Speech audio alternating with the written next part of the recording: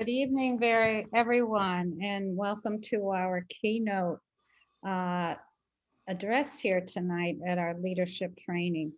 I'm Dr. Susan Rogers, president of PNHP, and I'm very proud to present our speaker tonight, Dr. Linda Murray. Dr. Murray has spent her career serving the medically underserved. She has worked in a variety of settings, including practicing occupational medicine in Canada, the residency director at Meharry College of Medical College. She's been the bureau chief for the Chicago Department of Health under Mayor Washington. She's also been members of multiple boards, national and regional, and she is widely respected for her expertise in public health.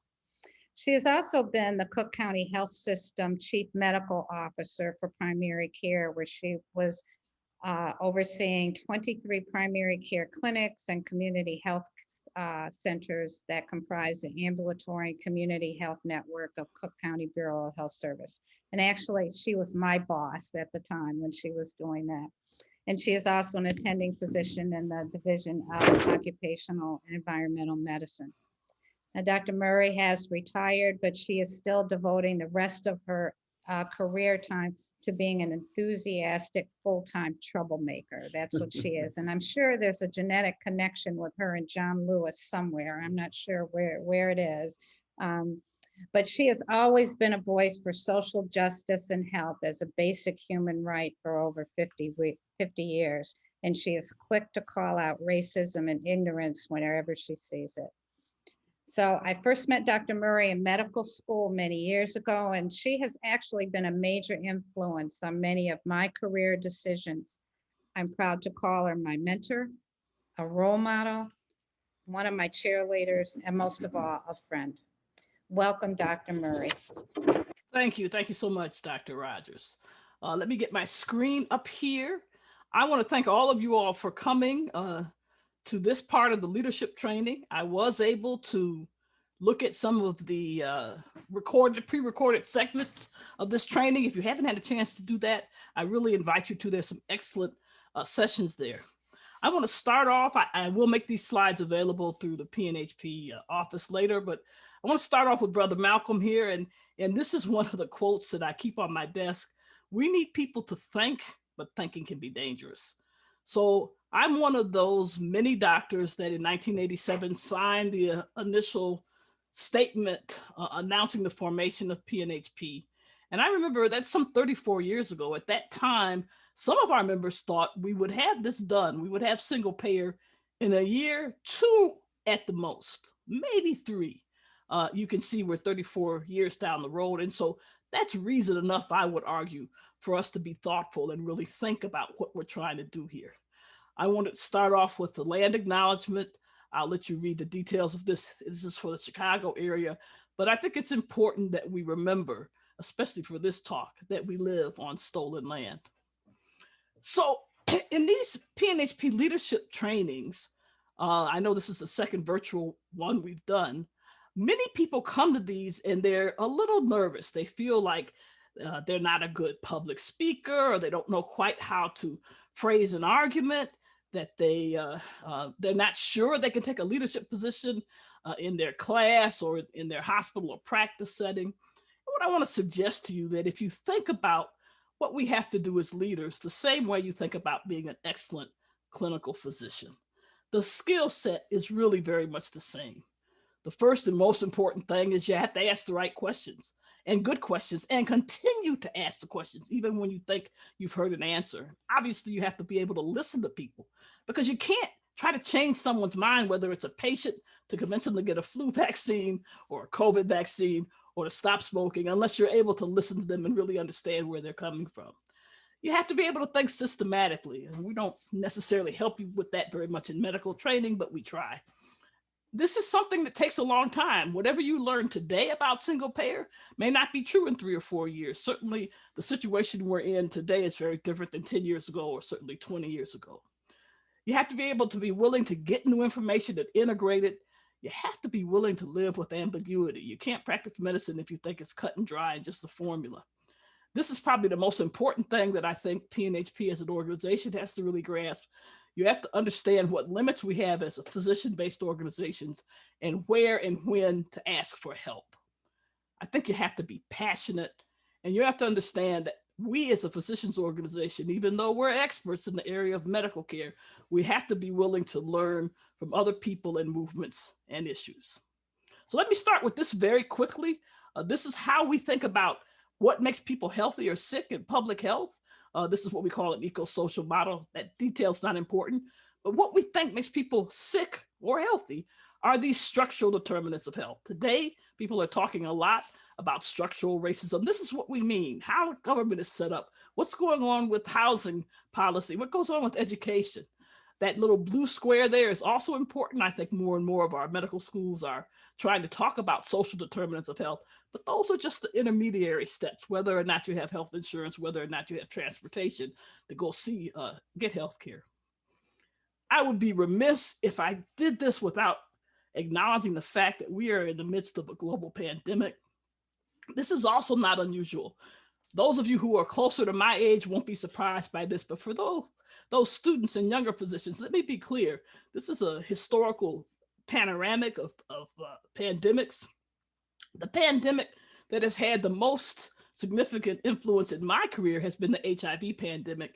A lot of people don't think of it as a pandemic, but that's exactly what it is. And of course, we've had other smaller pandemics throughout my career as a physician. I want to start here because we have to understand what happened on January 6th if we're going to be able to convince the country that we need a single payer health system. And what happened on January 6th is connected intimately to a single payer health system, and it's connected to all the other issues that are swirling around in our country today.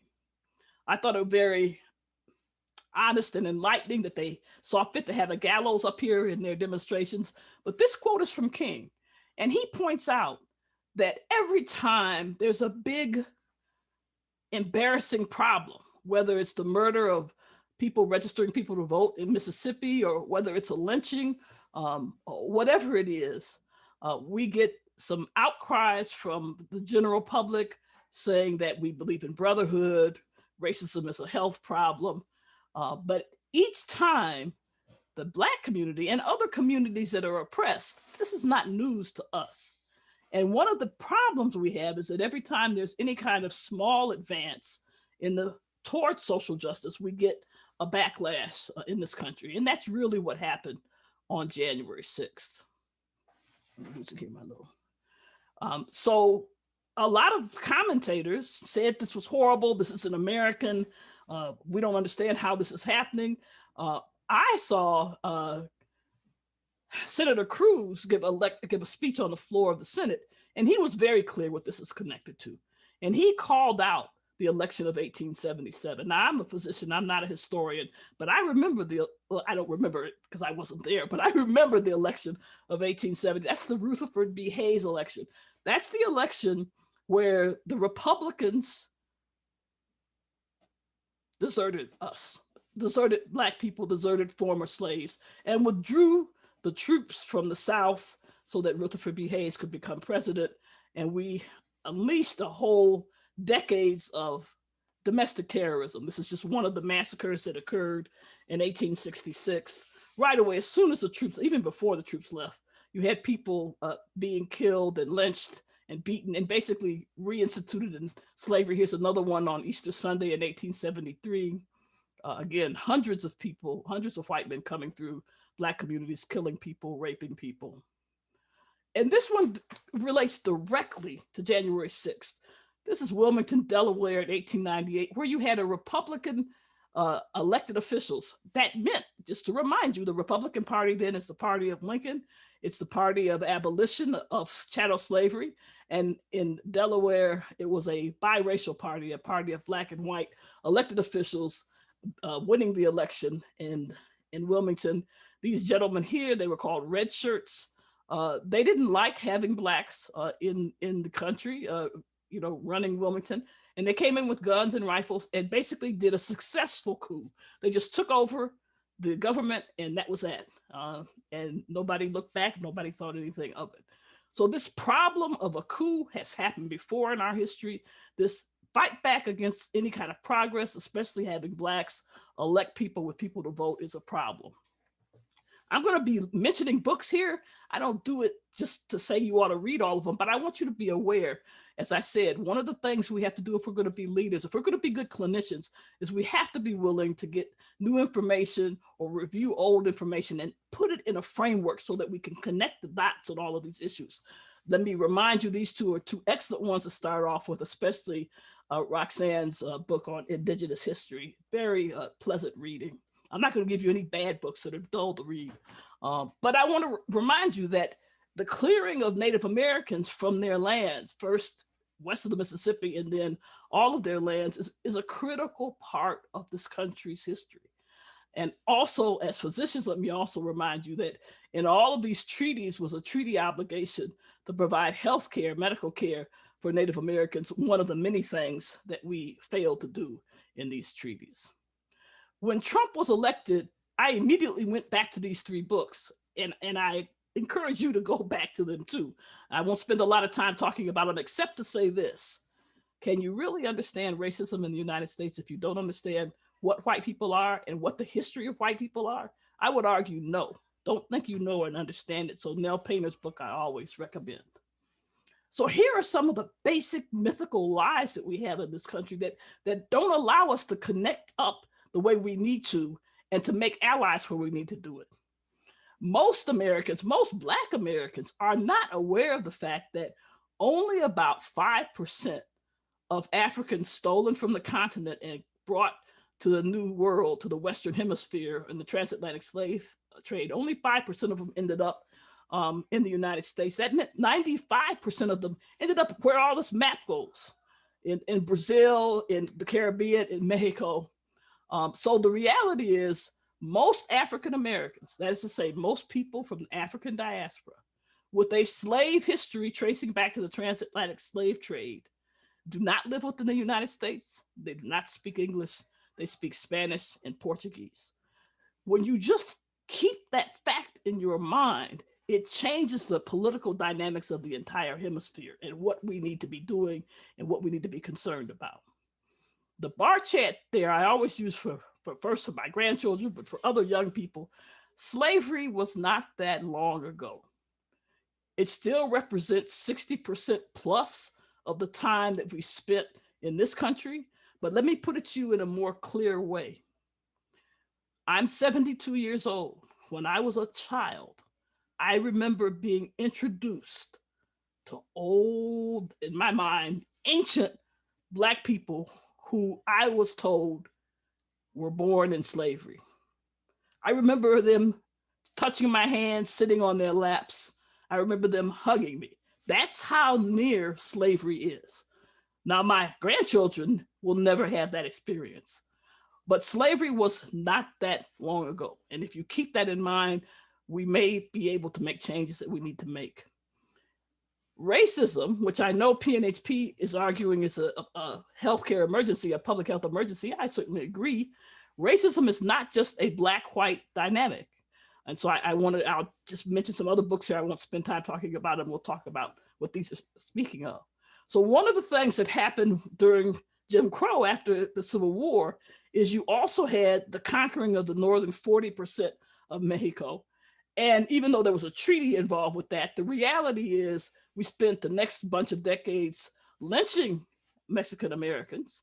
The people who were north of the border when this treaty was drawn up were made automatic American citizens. But in fact, they were lynched at the same rate proportionally and during the same decades that terrorism and lynching of African Americans occurred.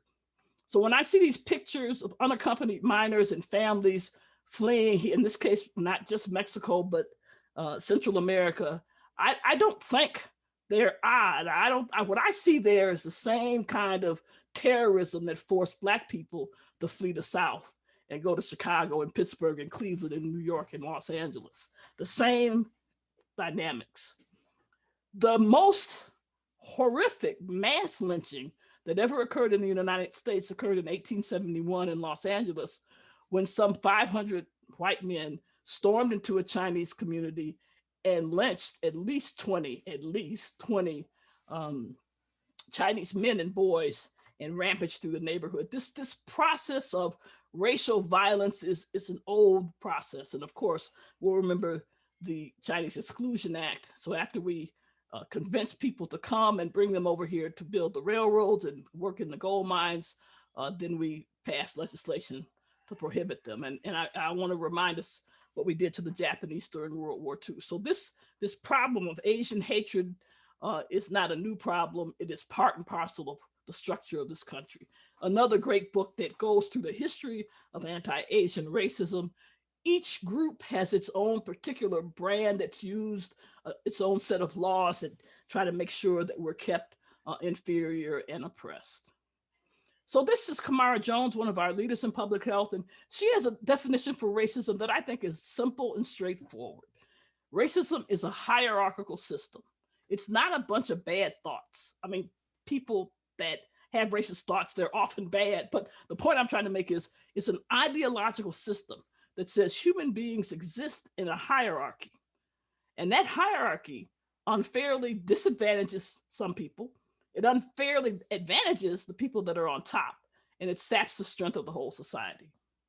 And in that context of the world where we talked about scientific racism, something that our profession, American physicians, played a major role in propagating and building up, it's not just anti-Black racism. That is a critical problem because Africans are on the bottom of that racial hierarchy. But in the United States, especially, and around the world, there is a ranking, and people move up and down the ranking depending on the time and period. So even though Mexican Americans were legally listed as white in Texas, for example, they still had segregated schools. And when they went to court to complain about this, the white people said, yeah, but you're not really white. You're just not Black. So we have to understand the whole history of racism if we're going to deal with it. This is my opinion. I don't pretend this is the dominant opinion, but I firmly believe, and I want to be honest with you, that racism as an ideology grows up along with capitalism, that they grow up together and they reinforce each other. This is a quote from W.E.B. Du Bois, where he talks about how the wealth of Europe is built on the slave trade and the taking of land from indigenous people, not only Native Americans, but other people around the world. You know, one of the problems we have when we think about what we should do as physicians is that these problems of racism, the problems of coups against elected governments, they result in people dying early and suffering more. This is an estimate of how many excess deaths occurred. That's the gray bars in the 100 years, 1900, for Black Americans. If we had had the same death rates from the same problems and that white Americans had, it would have been these black bars. So we lost really almost 8 million people too early in the past 100 years, in the 19th century, 20th century, I'm sorry, because of that. These are some more great books. I'll just go on and we can look at that later. So you have class and race. They operate separately, but they're synergistic in their effect. And so, again, I don't want to spend a lot of time because we don't have a lot of time, but I just want us to think carefully about some of the language we use so flippantly. So it's not unusual for us to say, which is technically true, that women earn, in this particular graph, 82% of what a white man earns. We don't usually even say it that way. We say of what a man earns because everybody assumes we're talking about white people. But if you look carefully here, this is data from 2018, white women earn more than Black men or Latinx men. So we have to be clear what's really going on, and you have to spend time to ask the questions and learn the information. And wealth is even more important than income. And so again, we have to understand this does not happen all of a sudden. In this particular thing where they're looking at wealth, white families, median household families with no bachelor's degree have more wealth than Black or Latinx families with a bachelor's degree or higher. So have no doubt that race and class operate separately, but in a similar way. I'm not going to spend a lot of time tonight. We don't have time on the differential health impact, but I don't want you to think these differences that we see in health outcomes is because there's something wrong with us. Let me be clear about that. The problem is structural in nature. It's not like we're doing something weird. This is an example of maternal mortality that I know has been in the news recently. Here's just a summary of some death rates from different, from heart disease, diabetes, and cancer for different groups. We don't pay enough attention to this. We don't study it carefully enough. We don't stratify our data by gender, for example. We lump Latinx and Asians together. Horrible way to do science, but anyway. And you will know from the past year, the big discussion about why it is that Blacks and Latinx have higher death rates from COVID. I hope in this audience, we don't have to spend a lot of time explaining. So even though people may have these individual attributes, the real reasons are there on the right, the structural reasons. It's not an accident. It should not be a surprise to you, for example, that in San Francisco and in the Bay Area, the group with the highest rates of mortality for COVID were Chinese. Shouldn't surprise you if you understand the economy of the Bay Area and who works in the most risky jobs, the service sector jobs.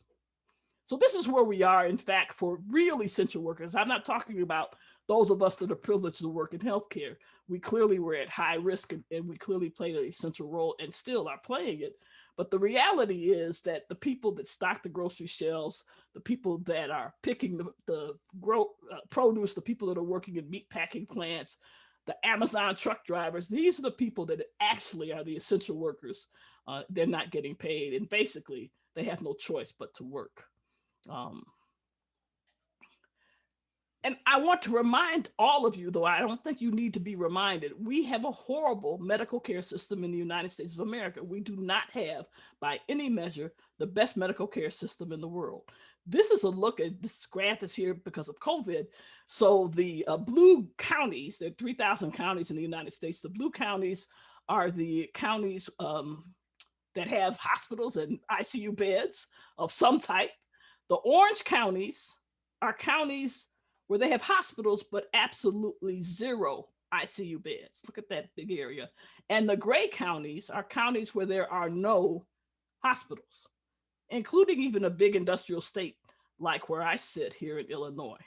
So the reality is that we were neither prepared for COVID from a public health point of view, or frankly, even from a medical point of view. Some more great books that we can talk about later. So what do I think we really need to do as physicians as we prepare ourselves to enter in this debate, continue the debate we're having in the country about how to provide medical care for people within our borders, and how to set in place the policies and the financing we need to do that? We are having an argument with the wrong people on the wrong issues. It's like friends of mine, they get divorced. You know, you ask them what happened and they say, he always left the toilet seat up, or they left their socks on the, that's really not why they got a divorce. Trust me, that's not why. There are other things going on. And so I think we have to look at these American values and ask ourselves, how can we as physicians address these values?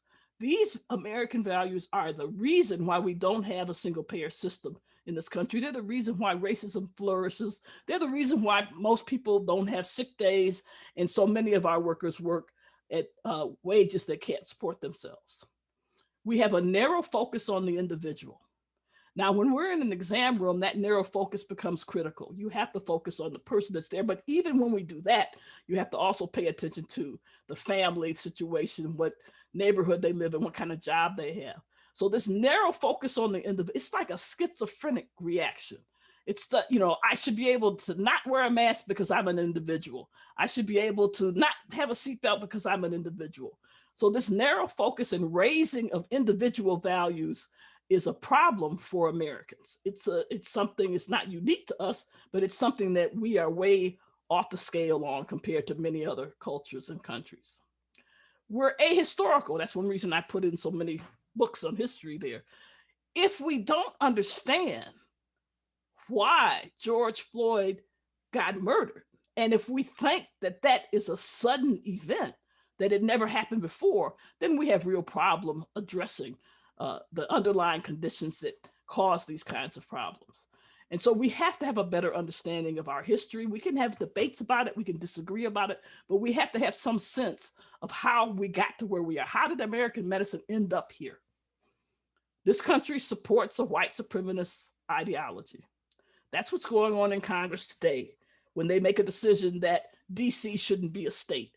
If DC was 80% white and looked like a suburb, a middle-class suburb, I bet it would be a state today. So we have to be willing to see clearly where that white supremacist ideology gets in our way.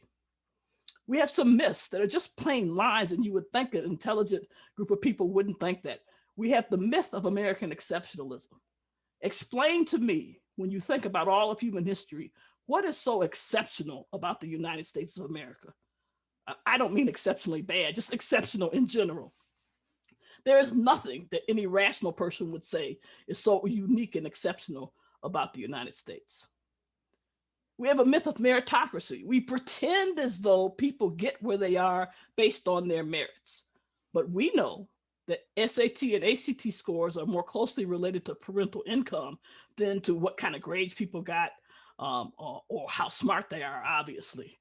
Meritocracy is very much overrated in our country, and frankly, it's a myth. We also are convinced that life is a zero-sum game. That's why people who have what they think is good health insurance from their job are so afraid of a single payer system, because they think if someone else gets insurance, I might lose my insurance. That's a strange thought process that goes on. It's not an accident that it's there, but we have to understand that thought process so that we can address it directly. And as Americans, we have a limited future view. We don't think very much about the future. We have trouble thinking very far into the future. So it becomes difficult to have these discussions. If we understand that people are operating from this framework, then we have some hope of listening to them and addressing their concerns and engaging in a discussion and debate.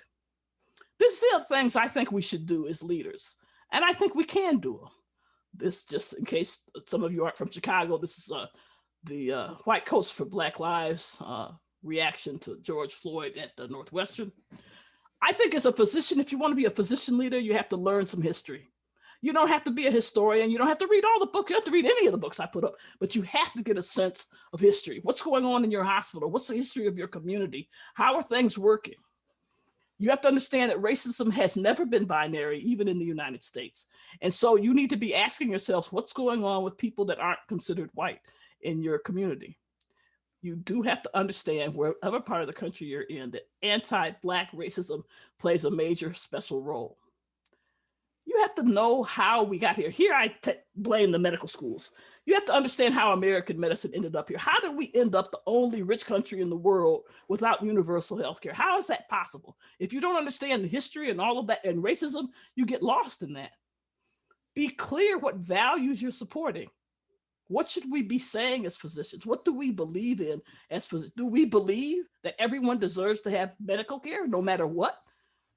Start with our American medical system. No one should have to deal with it, and no one should understand it better than physicians do. So that means you have to spend time studying the medical system, understand how it works. What's the history of nursing? Why do we have osteopathic doctors? Why do we have for-profit hospitals? Understand the system and structures, because if you don't understand how the system is working, because it's working well to make profits for people, then you can't understand how to stop it and take it apart and dismantle it. Understand how the issue that we're talking about today, maternal mortality, cancer disparities, are connected to all the other issues. Because in the context of public health, they're all connected to that structure that makes a difference in people's lives. And be willing to fight for change. Oppression and power are the critical ways that decisions are made in this country. You can prove 1 million studies. You can have the best economists in the world to tell you single payer is cheaper.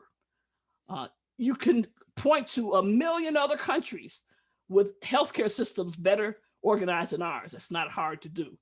But if you don't understand that power and oppression are critical to get policy changes, then we're never going to get a single payer.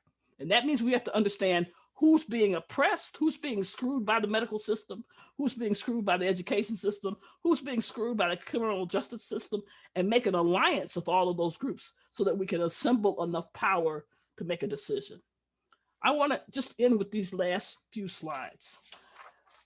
In 1917 in East St. Louis, one of the many, many, many times white people ravaged through Black communities, killing folks. That was, as you can see there, in the spring of 1917. This is New York City, where 15,000 Black people marched silently. This was a silent march. This is the women and girls part of the march, all in white, followed by the men's march, objecting to this killing in East St. Louis. Does this look and sound familiar? Think about last summer with the George Floyd reactions. And again, I won't read all of these to you. These are the major national civil rights amendments and legislation that have taken place in this country. Just the major ones. I left off a whole bunch of them. So we've been doing this over and over and over again. And unless we're willing to come together and change how we're thinking about it and make demands, not settle for what we think will pass, but make demands, we're not going to make progress. You should check out this report. We have to be willing to join forces with people that fight for all of these issues. These are the public policy determinants that we need to change. We're not going to make any impact on people's health unless we do all of this. And we certainly are not going to make this a reality, because the 100 days, I think, end next week. This should have been our immediate cry. I wish we could have gotten this. If you can't get Medicare for all in the time of a global pandemic, we're in big trouble politically. So this is not a minor separate policy issue. It is integrated with all of this. This chart and this next chart just shows that we are still behind in terms of who physicians are in this country. I don't want to leave this talk without this. We need to be paying attention to this. It's absurd that only 5% of the physicians in this country are Black. So this is one group. I support them. I don't put them up there, but this is a group of the Poor People's Campaign led by Reverend Barber, which has a whole series of demands. But in your community, in your medical school, in your community, in your hospitals, there are groups working on all of these issues. Find them, join them, make a connection between the issue that we're concerned about in this organization, changing how medical insurance is done in this country, to the thing that they're worried about, whether their kids can learn to read or whether it's ICE detention centers. And when we do that, then we have some hope of making progress. So let me end with one of my favorite King quotes. Rarely do we find men who are willing to engage in hard, solid thinking. There's almost a universal quest for easy answers and half-baked solutions. Nothing pains some people more than having to think. We have spent so many decades of our lives getting technical training and biomedical information. And many of you have spent decades getting other kinds of real life and frankly more useful training in a whole range of things. We have to be willing to sit down, to ask those hard questions, to listen to other people, and to join our energy and forces with other folks that are trying to make this world a better place. So let me stop there, and hopefully we can have some discussions. Dr. Murray, thank you so much. I always learn so much from your talks, and I think that your approach to this issue is just so complete, and yet, it's the same thing over and over and over as you've shown here. Let me ask, one of the things that I see too is with the 1% and people who work, there is now such a large gap between who has and who has not. And a lot of white people don't realize that they are in the have-nots yet, because they're not Black. They still, are one step from the very bottom. I always used to say, and I still say this, is that one of the things I learned in medical school is that in parasitology is that a good parasite never kills its host. And it seems like we're going in that direction, that the 1% is feeding off of everyone else, that at some point there won't be anything left for them. So how do you see that in relation to white supremacy and the power and the capitalism and all that is just sort of Well, another? I think you've brought up, parasites are smarter than human beings. That's the first thing I would say. So, we are in a situation where the life expectancy of white Americans is going down. This is a remarkable thing in human history. There have only a couple of times in human history where the influenza epidemic of 1918 is one of those times. The falling apart of the Soviet Union is another time where life expectancy went down. So we are at an existential crisis, not only in this country, I think they have the same root cause, but also in the world with climate change. I didn't have a chance to really mention that. So we should be clear. We could destroy human life on this planet, or certainly grossly alter it with the major climate change that's going on. And I know, I'm going to say this, I do believe that people in the 1% or people in the ruling class, I think they are having internal fights. I think there are people that are crazy, and this is always the case. And there's some people that are saying, well, we need to be careful because you don't want to kill the people that you're making money off of. That's the difference between what's going on, say, in Scandinavian countries versus what's going on here.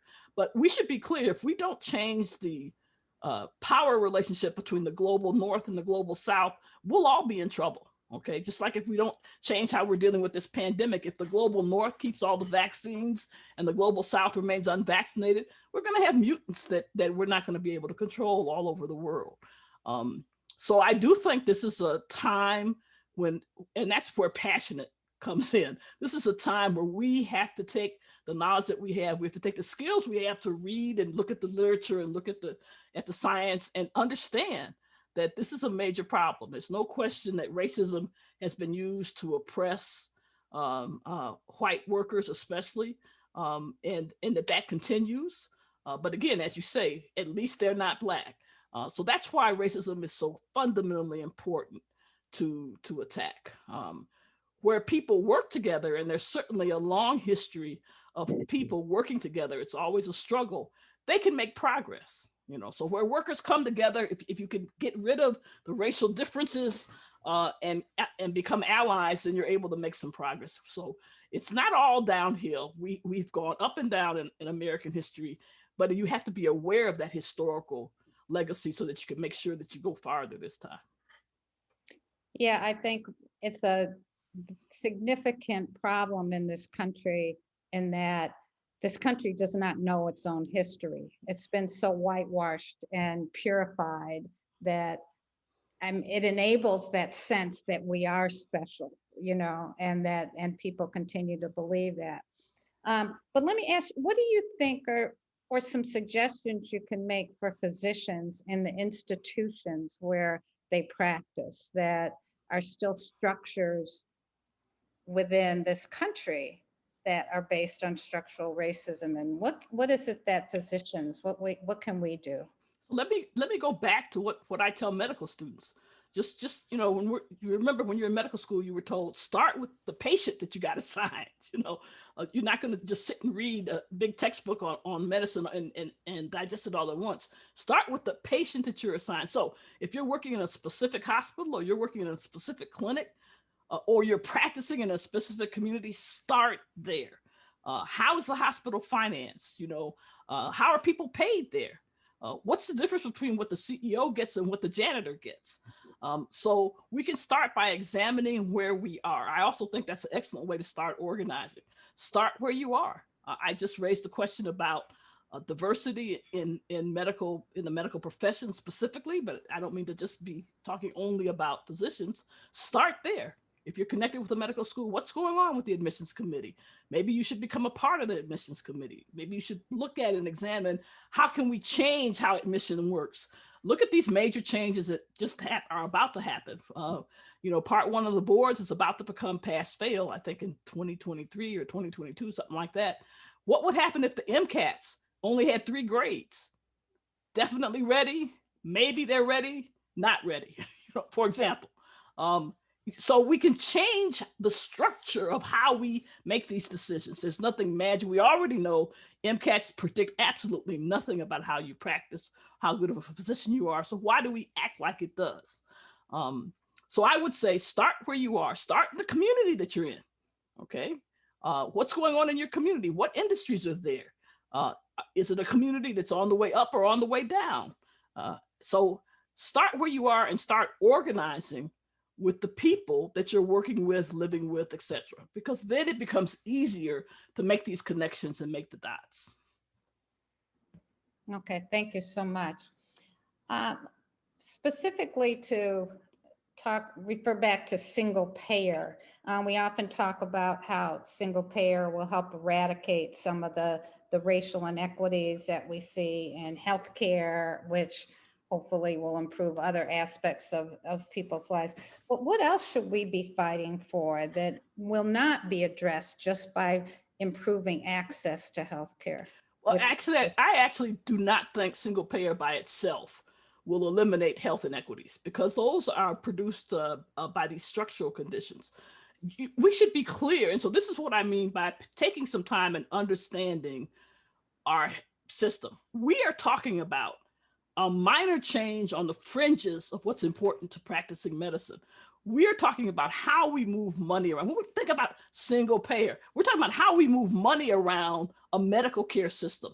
We're not talking about whether or not behavioral health has parity with physical health. We're not talking about whether dental care has parity. Well, I'm not saying PNHP isn't, but I'm just saying by itself, there's nothing magic in single payer that would guarantee those important pieces. What about prevention? What about public health? We can demand that if we understand that how we move money around, that is to say the single payer, as opposed to 300 medical insurance companies, is only a small part of improving our medical care system. Having a model for healthcare workers that is a ladder, so 1 year you may be, depending on, especially nowadays, if you're poor, if you're coming from a public school system, you may start off as a nursing assistant or a dental hygienist, but you may over time with the proper training, etc., change careers, become a dentist, become a surgeon, whatever. So we really have to change the whole structure of how we practice medicine, and we have to value differently how we practice medicine, because a community health worker that knows what's going on that block where your patient lives may be more important to understanding keeping your patient's blood pressure under control than what the latest antihypertensive medication is. Yeah. Did we learn anything from the HIV pandemic? The question, I think some parts of the medical care system did. The question is, how generalizable has that been? So what I think, let me talk about Dr. Fauci, because I'm old enough to remember when Dr. Fauci got yelled at. He got taken to school by the HIV activists. What Dr. Fauci learned was it wasn't enough to be clear about the clinical trials. And so the ACT UP and the HIV activists forced a more rapid consideration of drugs for HIV. They forced the involvement of people who were infected with HIV on all of these committees on deciding what programs got funded. They really pushed in a very different way the role of patients, for lack of a better word, in that process. And so that's something we should learn from. I think that's happened in other areas, whether we're talking about diabetes or many other, the Heart Association. the Lung Association. We have so many associations where patients and their families and communities make major contributions, not just money, but major contributions to how we approach those diseases. So we should have learned much more from the HIV record than what we did learn. And the reason Dr. Fauci is so good today at what he does is because he got taken to school out in the woodshed when he was younger by the activists. So we shouldn't wait to get taken to the woodshed. We need to be out there being activists with them. That's very true. You know, one of the things that I've always thought, even with the perfect single payer system, that as long as there is structural racism and white supremacy in this country, it will prevent that from being really equitable. So how do we approach that? We see what has happened with the desegregation of schools. They are just as segregated now as they were before. That there's other policies that are made to try to make things equitable, but they fall short. So unless we really have meticulous oversight of what happens with the placement and how healthcare institutions function, so that hospitals really are placed in areas of need rather than where they can make money, that we have to make sure that that happens. How do we do that in a country that is structured like ours is? Well, I think that we have to be very vigilant. But let me make this suggestion. If we look at our two closest countries culturally and historically, Canada and the United Kingdom, you know, the United Kingdom coming out of World War II, devastated, the economy devastated, no longer the big boss of the world.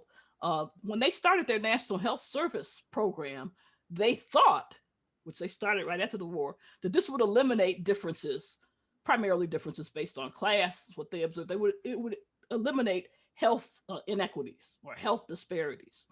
And when they looked at it with the Black Commission, they found out, no, it hadn't eliminated those health disparities, because making sure everyone has an access to a surgeon is important, especially if you have an acute appendix. Okay, you want to have access to a general surgeon, but most of the time, most of us don't have an acute appendix, and we don't really need a general surgeon most of the time. So you have to address the real things that make people healthy and make people sick. What kind of job do they have? What kind of recreation do they have? What kind of community do they live in? We have to pay, as physicians, I think we have a special obligation to pay attention to that and to tell people, this is what makes people sick. This is what you need to be healthy. Look at, just for a moment, sometimes my blood pressure goes up. The media coverage with COVID, it's important coverage, pointing out how much mental health stress has been put on the American population because you can't go out. And I'm sitting here thinking, like, what do they think happened to Native Americans and Black people? And what do they think happens to people that are oppressed every day, okay, for generations? So access to medical care is important. If you don't have it when you need it, you can die. But that's not what you need to be healthy. You need these structural changes in order to be healthy. And I think as physicians, we can bring our weight of our expertise to say that loudly and clearly. That's why we have to make changes. So if we pass a single payer tomorrow and that's all we do, we are not going to address health inequities. I agree. We have to have this part and parcel of looking at all of these policy areas. Okay, there is a question from the audience. What does the history of the US tell us about why we are the only developed country that doesn't have a health system that covers everyone? I'm going to give you a flippant, quick answer. I want to acknowledge my historian friends. They have deep philosophical, lengthy debates about all of this stuff. But this is my amateur historical analysis. You're no amateurs. So think about those American values that I talked about, but also think about this. We're a country that successfully did not allow the labor movement to grow, organized labor unions. One of the major mechanisms that made sure that happened, well, actually there are two. One is racism. So you have situations where you don't even want to organize Black and white workers together.